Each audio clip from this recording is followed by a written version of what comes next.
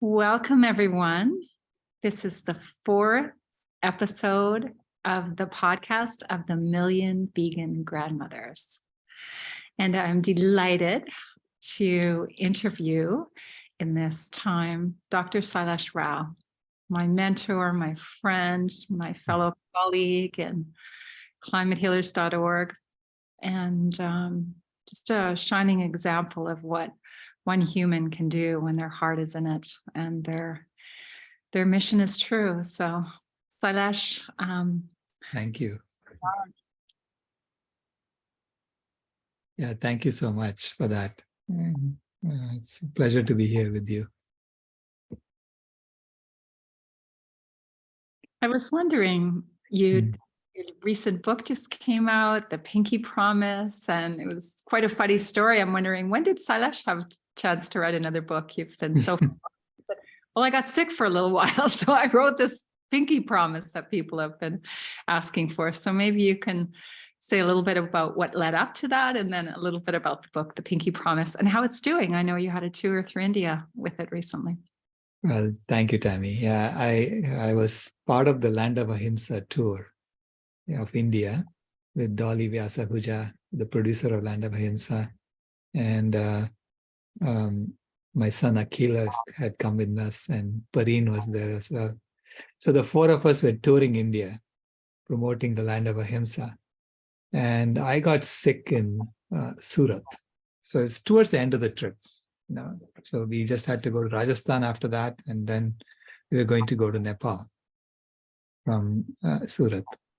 So I got sick eating something in a restaurant, and I was violently ill. I was throwing up, and so the team left without me because they were all fine, and they went to Rajasthan, and I stayed back in Surat. And so I had been thinking about writing this book, and this was the first time I was out in bed, and I had time. So I could just pour it all out. And it came out, I wrote 12 chapters, the 12 stories, and it came out within 4 days. It was almost its final form when I left Surat. So I went straight to Nepal and joined the team there. And then I asked Kimaya if she would illustrate it, and she agreed, because she knew all these stories, and it happened between the two of us. She and her mother illustrated the book, and then we finally published it beginning of the year. And when I was thinking about the 12 chapters, I realized it was actually the 12 steps of a transformation. And I had no idea when I wrote it was like that. But it became the 12 steps of a transformation. And I sort of figured out those 12 steps, and I wrote a preface for the book. Okay, so that people understand. This was what happened to me to help me transform from a climate heating to a climate healing role. And it was basically my granddaughter who led me by the hand and showed me the way. Yeah. So tell us a little bit about the Pinky Promise and the 12 steps, and how that, 12 steps to transformation. It's quite a powerful image, as in the 12 steps of healing in many recovery groups, because we're all in a state of recovery. Right. Yeah. It's a transformation, right? So 12 steps is really part of a transformation, and I read the 12 steps of AA, Alcoholics Anonymous. It's a spiritual transformation that they're talking about. And in the same way, going from climate heating to climate healing is a spiritual transformation. It's a raising of our consciousness. And so if I think about how it happened, the first chapter in the book is the story of her birth. So I call it the most amazing thing. Because when I saw her for the first time, I felt like I was seeing one of the most amazing things that ever came into my life. Okay? And I've told her that. I've told her that she's always been the most amazing thing that ever happened to me. And so that is to me, it's my generation recognizing that there is something that their generation has to offer to us. Okay, because so far we have been listening to our ancestors and the ancestors before us, and that worked as long as we were continuing to heat the climate. So it's basically taking from what our ancestors knew and continuing that forward. When I realized we have to transform to a climate healing civilization, I think the fact that the babies were able to teach us, right, teach us to be who we really are, mm-hmm. the deconditioned version of ourselves. Who are we in that condition? And so that's what she brought me. That's the gift she brought me. Because when I saw that when I had that sense that she was the most amazing thing that ever happened to me, I basically surrendered to her and said, I'm going to do whatever this little girl wants. I love her so much because she changed my life, that I was going to do whatever she wanted. And in that process, she taught me. So the second step, the first step is to surrender. So that's what I mean by the first step, is to surrender and say that maybe I don't know everything, and therefore I need to learn from the younger generation, from babies, So that was the first realization. And then the second step to me was I came to Phoenix. So that's the second chapter, to be with her, right? And that is like saying, okay, now that I've admitted that I don't know, I want you to teach me. So that was the second step, basically surrendering to her and saying, teach me. And the third chapter is the promises, the 3 promises that I made to her. The first promise I made to her, and she was about 3 years old at that time when I spoke to her about this. I said, number 1, you are the most amazing thing that ever happened to me. And number 2, I will always love you no matter what you do. So you can count on that. And number 3 is that I'll always tell you the truth. I'll never, ever lie to you. So those are the 3 promises I made to her. And that established a relationship of trust between us, so that she could tell me anything that was in her mind, and she knew that I wouldn't judge her. Okay.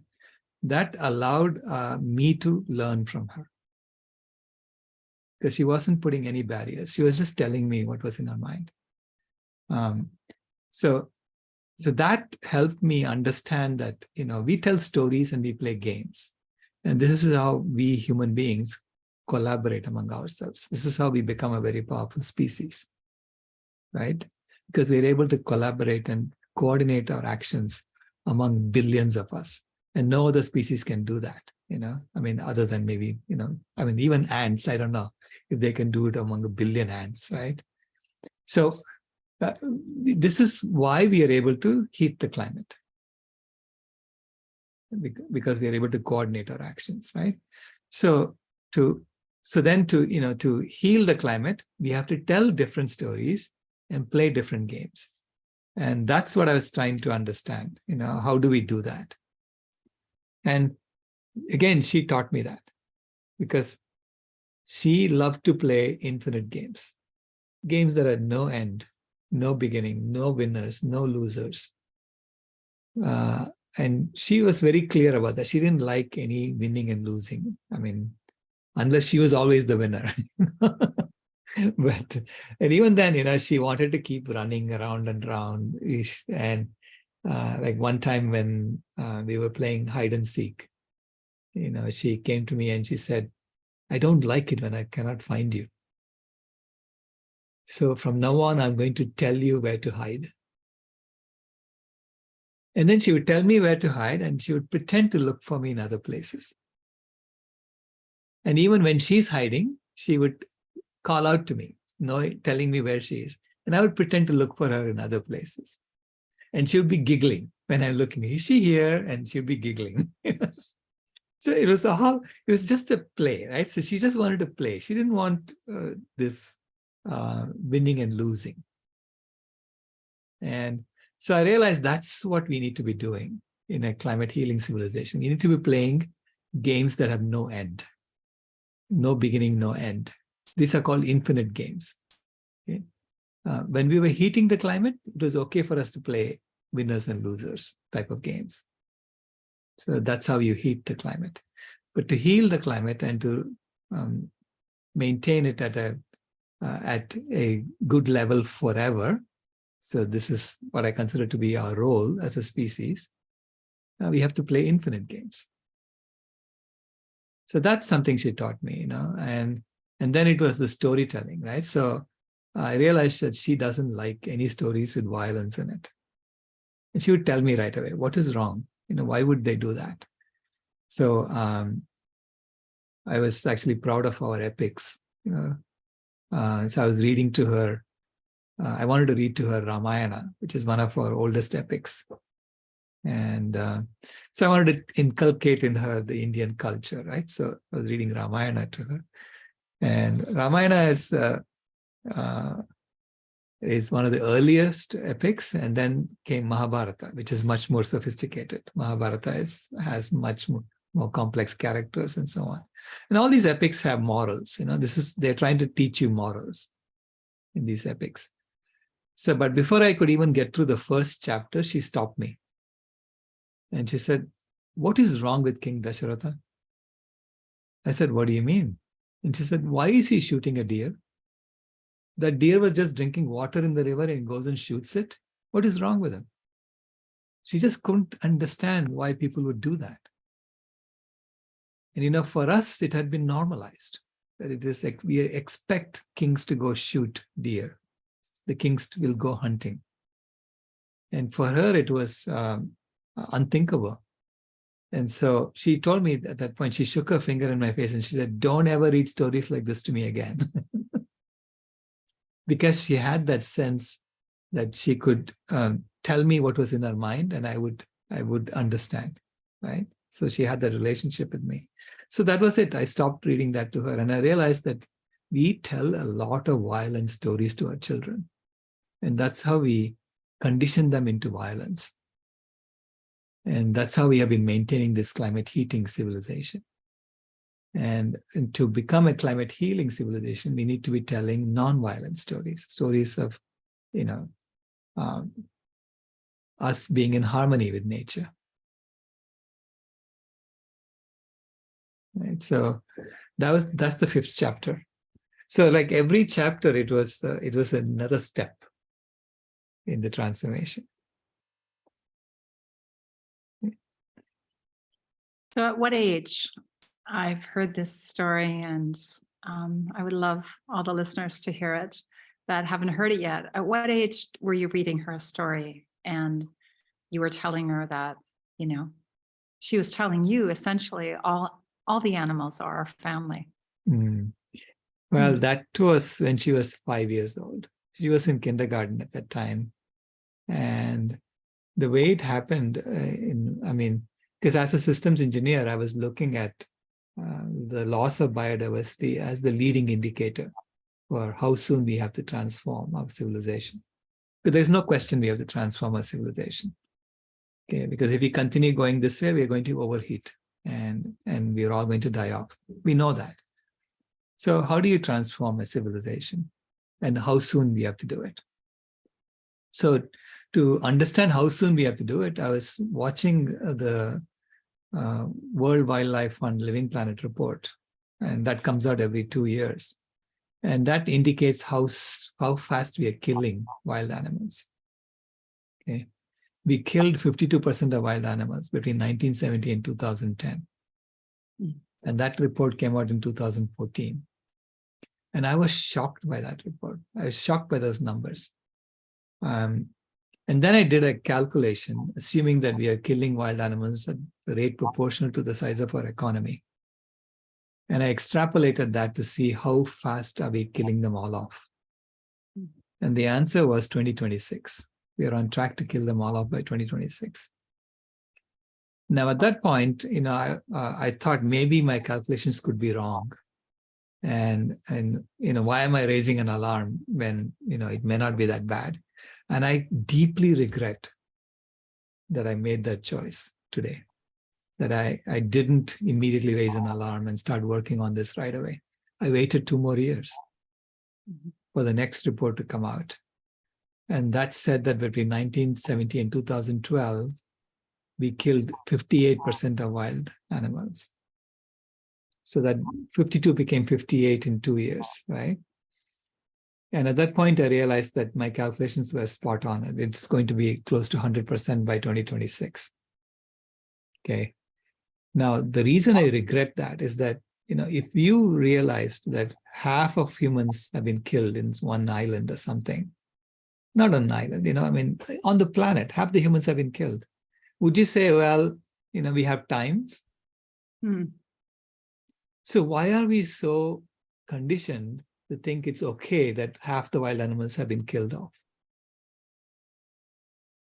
That's what I regret, because it's horrible that half the animals have been killed off in just 40 years. And our children are going to question us about this in the future. Why didn't we take action right away? So that's why I regret it, because I know that I'm going to be questioned about this. Why didn't I take action right away? So anyway, I didn't. And in 2016, when the Living Planet report of 2016 came out, and I saw the numbers, I realized, it's a serious issue and I need to address this right away. The 2026 was the timeline. Okay. So that evening, I was reading a story to my granddaughter in bed. And at the end of the story, it was actually Ruby Roth's book. That's Why We Don't Eat Animals. And at the end of the book story, she put her head on my shoulder and she said, Grandpa, who were the first human beings? And since I promised her that I'll never, ever lie to her, I was thinking about how to explain the theory of evolution to her. So I told her, okay, imagine that you're standing on the street and you're holding your mama by your hand. And you ask your mama to bring her mama to stand by her side, and so on. So you create a long line of mothers on this side of the street. And on the other side of the street, you ask a chimpanzee to do the same thing with her mother and her grandmother, and so on. By the time these two lines go from Phoenix to Tucson, they will merge. This is about 150 miles or so, right? So, because that's what the theory is, that's when we branched off from that to be two different lines.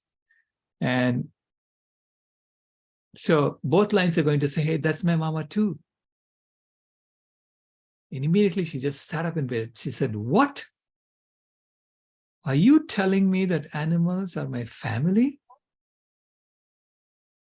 I knew that in a very subliminal, way, right? But she felt it viscerally. It was now part of her. And so when she asked that question, I said, yeah, now that he put it that way, they are your family. She said, then why are people eating my family?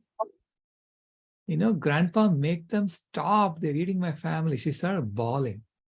Mm-hmm. And she started naming names of people she knows who are eating her family. And it was as if my heart was being wrenched out of my chest, because I felt I wanted to do something to console this little girl, because I had turned her world into a world full of monsters. Okay, because she was seeing them everywhere. And so I was trying to console her, and I was just trying to tell her the truth. And in the process, I created this world full of monsters for her. So I was trying to console her, and I said, Kimaya, this is what I do. It's my job to make them stop. And immediately she just stopped crying, and she looked at me, and her eyes went wide, and she said, this is your job? This is your job? You haven't done your job. And then she said, do your job. She yelled at me. Do your job. Mm-hmm. And then she said, when will you do your job? Tell me, when will you do your job? And I blurted out, I better do it by 2026, otherwise we're all in big trouble. And she said at that point, will you promise me that? I said, okay, I'll promise you that. She said, will you give me a pinky promise? I said, okay, I'll give you a pinky promise. And I had no idea what it meant. Okay, so, and she asked me to hold out my pinky, and then she locked her pinky in mine, and then she said, "You can never, ever break a pinky promise." And then she put her head on my shoulder and she went to sleep. And I couldn't sleep because I realized I'd made a very serious promise to a little girl, and on behalf of my generation, to her, and that I better figure out how to keep it. Yeah. And at first I thought, who am I, to make this promise on behalf of my generation? I'm just an engineer studying this problem. But the next morning I woke up realizing it is my responsibility. It is my responsibility to do this, because in any project, and to me, climate healing is a project. And it's actually an engineering project. Because you think about it as, because you have a common goal of healing the climate, and there's an objective. And as soon as you say there's an objective and a common goal, it becomes an engineering project. Okay? That's what engineers do. We all come together as a team and do something together, right? So it's an engineering project, and I realized that in any engineering project, the system engineer gets involved first. The systems engineer's job is to figure out how to solve the problem. Okay, and so it's my job. It is my job, and I better take that responsibility.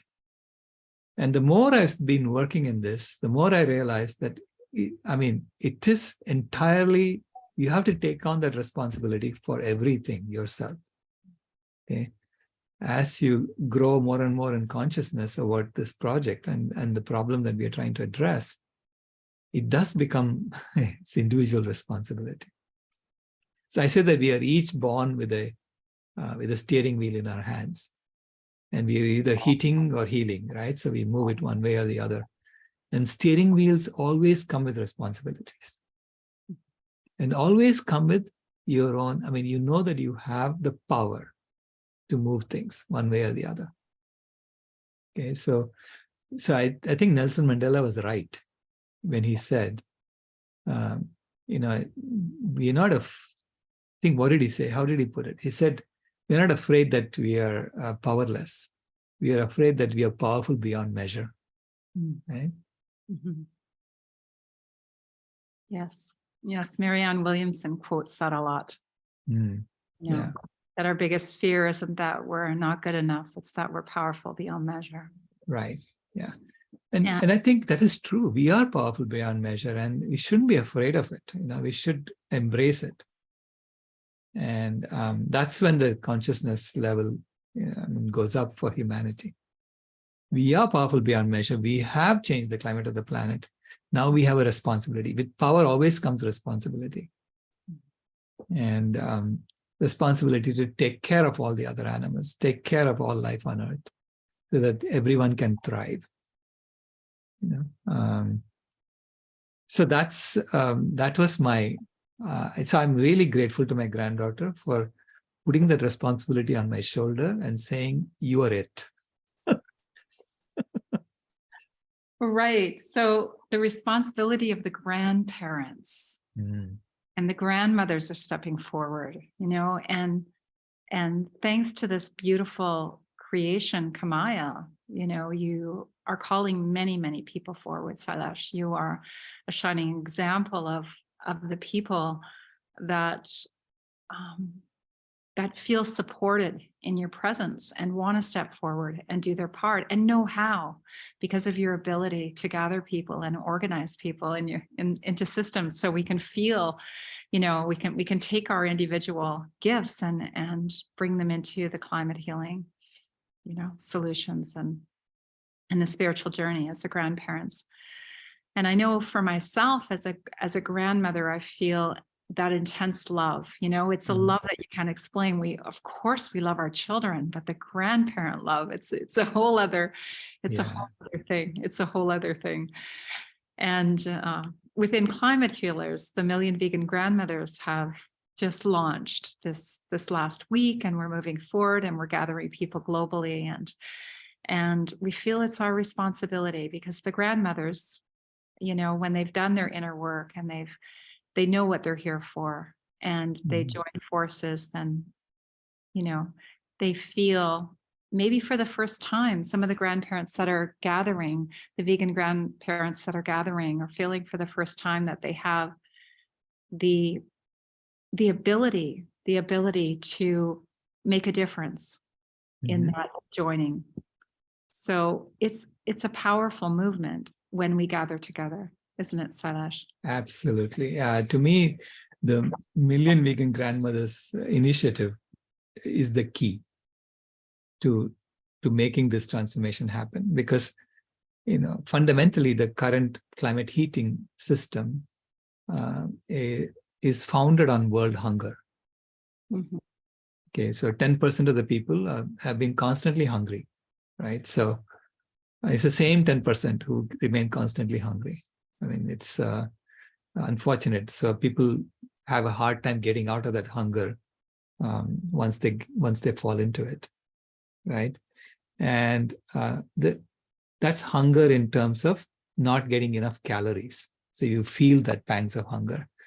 Other people are actually hungry in the terms of not getting enough nutrition. 95% of Americans don't get enough fiber in their diet, you know, and 90% don't get enough magnesium in their diet. So there's a whole list of micronutrients that we lack in our regular diet. Okay. And this makes us consume more and more and more. And this is what the industry is trying to get us to do, right? Because that's the system we have created, right? It's about growth at all costs. And that's the system we have created. So this is why I see grandmothers as the key to the transformation, because if grandmothers were in charge of the world, no one would go hungry. I'm absolutely sure of that. Okay? No one would go hungry. And so I would rather have, you know, a decentralized network of grandmothers in charge of the food system. Okay? And in charge of the entire system eventually, right? So this is the maternal has to wake up and take over, because we have suppressed the maternal for so long among our species. And this is the time for the maternal to wake up and say that we want to take care of this planet. This is not a playground for us, and to, you know, destroy the playground and then go off and find other playgrounds. Okay? This is the home. This is our home. This is where all life that we know of is here. And so it's a celebration of life. So this is why when you stepped up and said, I want to create the Million Vegan Grandmothers, I was so happy. And because I calculated, you know, there are maybe 100 million vegans on the planet, 70 to 100 million vegans on the planet. And there are at least 1 million vegan grandmothers. I mean, real million vegan grandmothers. There are at least 1 million of them, if not more, right? And and you're representing them. Yeah, and you're basically saying, on behalf of the Million Vegan Grandmothers, this is what we want to do. This is what we want to do. And we invite all the vegan grandmothers and grandfathers, and because this is the maternal within all of us that needs to be awakened, to join and to help in this project, so that we first feed everyone healthy food. Okay, make sure that we have to take care of ourselves first. So it's as if we are on the spaceship Earth and we are hearing all these alarms going off, saying, you know, the climate is overheating, it's being polluted, and everything is dying off, etc., etc. We are hearing all these alarms, and the oxygen masks are falling off, right? So what is this oxygen mask for us? We have to first put it on ourselves, which means we have to first heal ourselves. And then we'll be in a position to heal all life. So we will be in a position to regenerate the forests, you know, bring back the ecosystems, the ecosystem restoration work that needs to be done. Or everything that we destroyed over the last 10,000 years, we can return them. Yes. Yes. Yes. Yeah. It's And the that's, yeah. it's the return of the elders and the wise ones and the maternal of us all, grandmothers, when we're gathering, and it's an invitation, in this podcast to invite everyone, every vegan to join the Million Vegan Grandmothers, because the grandmothers always welcomed all of the family, all of the family in to celebrate, to laugh, to play, to eat, And as Joya said, when the grandmothers decide to go vegan, when the grandmothers say, no, enough, or I'm not going to feed my family food that's just destroying their health and making them sick and creating suffering, then the whole community will go vegan. Right. Yeah. And it's not just vegan, I think the grandmothers will ask people to eat healthy food. They're not going to give you food that's going to make you unhealthy and sick. So grandparents will never do that, right? So this is why I'm convinced that it's going to become a movement driven by grandparents towards health for human beings, health for the planet, and harmony with nature. Right. Well, Tuttle said that recently, there is this kickback, I'm writing this article right now with my partner, and it's a response to some vegans going back eating flesh food, and one of them figuring a carnivore diet might help them.